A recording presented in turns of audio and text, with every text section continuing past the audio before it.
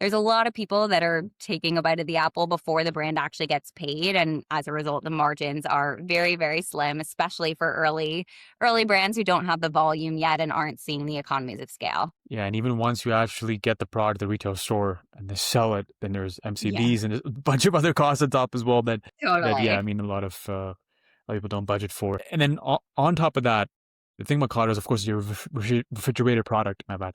Your refrigerated product in the end. So what does that, I guess, change about the supply chain, or yeah, how does that add more complication to the whole process, I guess? Yes, it makes everything all the more complicated and all the more expensive for sure. But I think on the flip side, people buy refrigerated products at a much higher frequency. And so the hope is that at some point it would even out. But it is, especially in the beginning, really expensive. So when you think about it, everything from the manufacturing, the process to actually manufacture your products has to be so specific because there's time requirements, cooling requirements to make sure that you're within food safety standards. So making sure you're really dialed in on that piece of it. And then from there, you are typically shipping the products on a refrigerated truck, which is more expensive than a regular truck.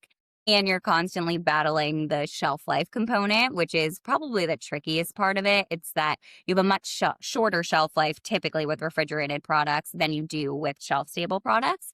And as a result, you are constantly kind of on a ticking timer from the moment you produce. And so when things go wrong, say, for example, a freight truck doesn't show up on the day it's supposed to and it can't come again until a week later, you're losing a week of shelf life. And typically you have guaranteed days of shelf life to a distributor, for example. So I have to sell it to them within X amount of the shelf life.